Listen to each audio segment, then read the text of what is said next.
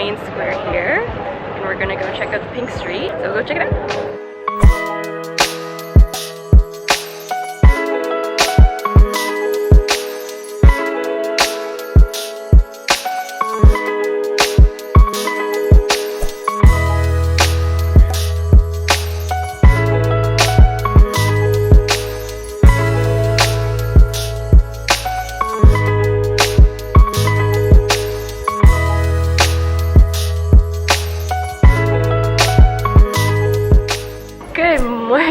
This is our second day in Portugal, and today we chose to do a 3 cities tour. Booked it on Viatour, and it takes you right from Lisbon to Obidos, which is like a medieval town, and then you pass through Nazare, and then you go to Porto. We have a full day ahead of us. It's like a 12-hour tour. Lots of driving, but you get to see a lot. So if you're limited on the amount of days that you have in Portugal, this is a good opportunity to be able to see some more of the coastline, some different towns, and experience the culture.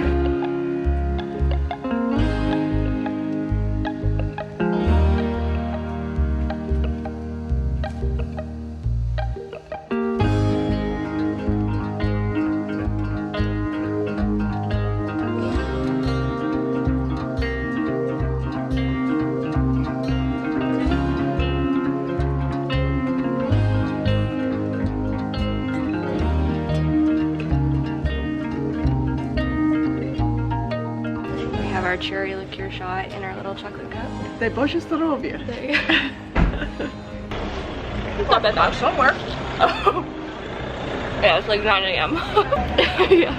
A little better, I guess. That was good.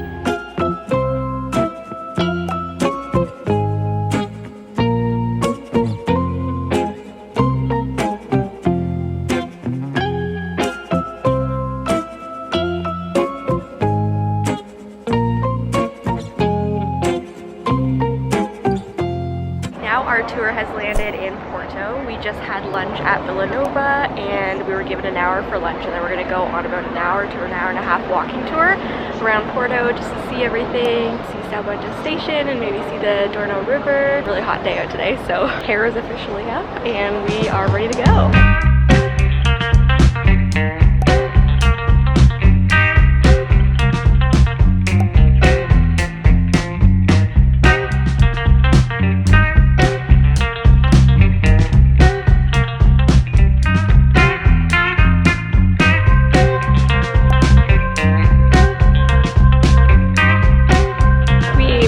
Finished our walking tour, and we went to go see Taberna Station. Unfortunately, a lot of it was under construction, so the whole square wasn't as pretty as it could be, but it was still really cool to see inside the train station. And now we're at the cathedral on top of the hill. I'm sweating. We're gonna go cross over the bridge and go see like a nice view of Porto from the river, and just admiring some of the landscape right now. We walked by the famous library where it inspired J.K. Rowling to have some of the aspects of Harry Potter in it. It's been a really good tour, and it was a sort of a very concise hour and a half walking tour that you saw all the sights. It was very efficient, got everything done, especially in this heat. It was nice to have someone guiding your way around the city so you're able to see everything.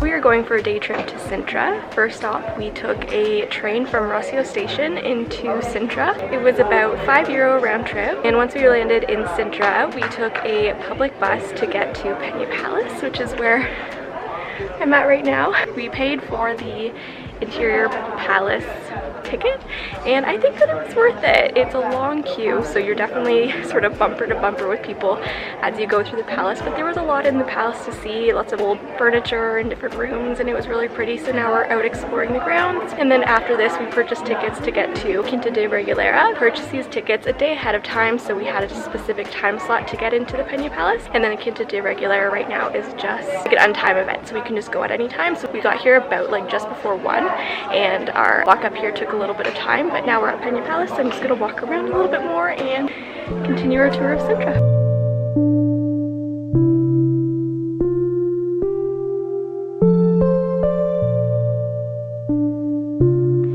finished doing the Pena Palace. So colorful. Now we're gonna try and catch the tram down the hill. You can pay like €3 to get a tram car to take you down. We walked up the hill because we were kind of pressed for time, and it's a time ticket to get inside the palace. They said it takes like 30 minutes, but it only took me 10.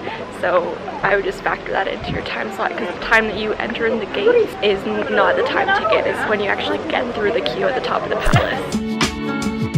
We've arrived at Quinta Da Regaleira, and we're gonna go do the initiation well, and we're currently exploring some of the grounds and checking out the gardens.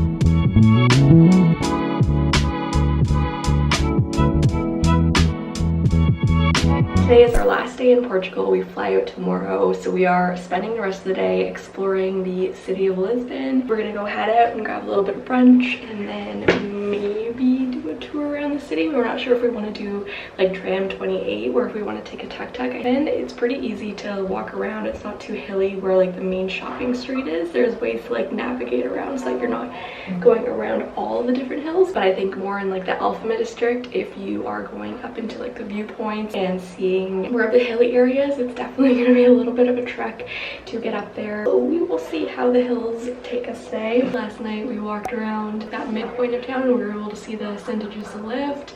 There was like people playing music in the square, and it was really fun, and we've been eating lots of Portuguese tarts. And I've tried like a couple different places on our trip in Portugal so far, and that one is definitely by far my favorite. So if you're ever here, get them from there. They're delicious. The little mural that we have in my bedroom here is so cute. Oh, love it. And there's AC. Love that too.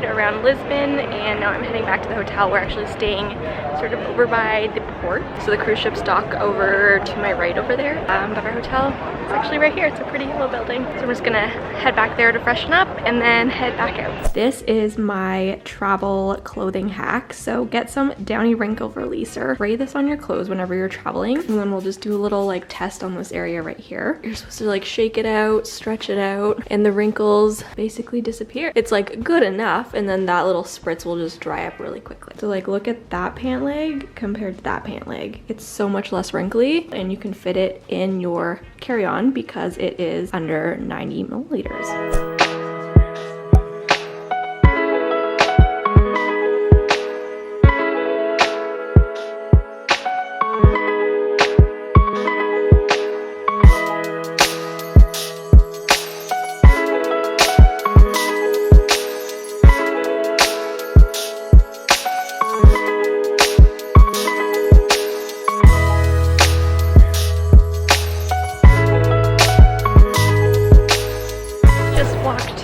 Miradouro de Santa Luzia. Luisa. It's a lookout point in Amalfa district, very pretty at sunset, and they actually have a little cafe there at Miradouro de Santa Luzia, and I got a little glass of white sangria and it was very lovely, and I watched the sunset, and now I'm walking over to try and find a keychain. I actually have a keychain collection. I've tried to collect them from every country that I've been to so far, so let's find a good one. I hope to one day have it in like a little shadow box, so I always gotta get my keychain from a little souvenir shop every time I visit a different country, and one day I'll hopefully have it on display.